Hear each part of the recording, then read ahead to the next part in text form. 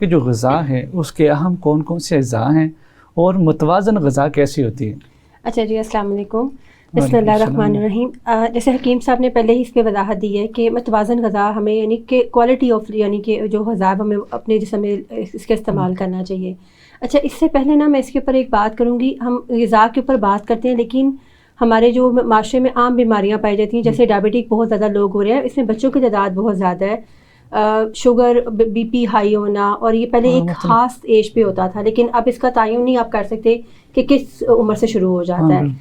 سب سے پہلے ہمیں سیکھنے کی ضرورت یہ کہ متوازن غذا سے بھی پہلے ہمارا جو پہلا سٹیپ ہے وہ یہ کہ ہمیں کھانا کب کھانا چاہیے۔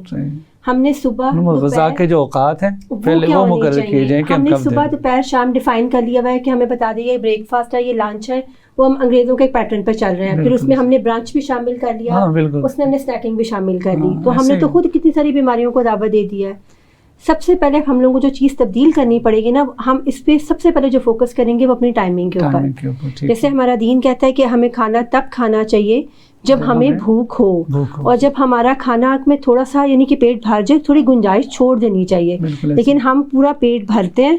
اس کے بعد بھی ایک ایکسٹرا گنجائش رکھتے ہیں فروٹس کی،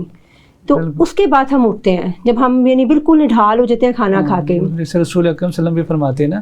کہ آپ کے جو معدہ اس کے حصے بنائیں، ایک حصہ آپ کے کھانے کے لیے، ایک حصہ پانی کے لیے اور ایک حصہ ہوا کے لیے، تاکہ وہ ڈائجیشن جو ہے نا اس کا پروسیس ہو سکے۔ بالکل ایسے ہی ہے۔ اب دنیا میں انٹرمیڈیٹ فاسٹنگ جو ہے وہ اتنی زیادہ مقبول ہو رہی ہے، جبکہ یہ ہمارے دین کا حصہ تھا کہ ہم تب کھانا کھائیں۔ اب انٹرمیڈیٹ فاسٹنگ میں ہم 2 میل کھا رہے ہیں یا کبھی 1 میل کھا رہے ہیں، پیریوڈک میل میں آپ کوئی بھی جو آپ کی ضرورت ہے اس کے مطابق۔ اس وقت ہمیں صرف جو ہے نا اپنی یوتھ کو یا اپنے آپ کو صرف یہ سکھانے کی ضرورت ہے کہ ہم نے کھانا تب کھانا ہے جب ہمیں بھوک ہے، جب ضرورت ہو، جب ضرورت ہے ہم کھانا کھائیں۔ اس کی کوالٹی ہم بعد میں دیکھیں گے۔ اب ہم جس ملک سے تعلق رکھتے ہیں، ابھی ہمارے پاس ہمارے معاشی حالات ایسے نہیں کہ ہمارے ایک کو ایک بہترین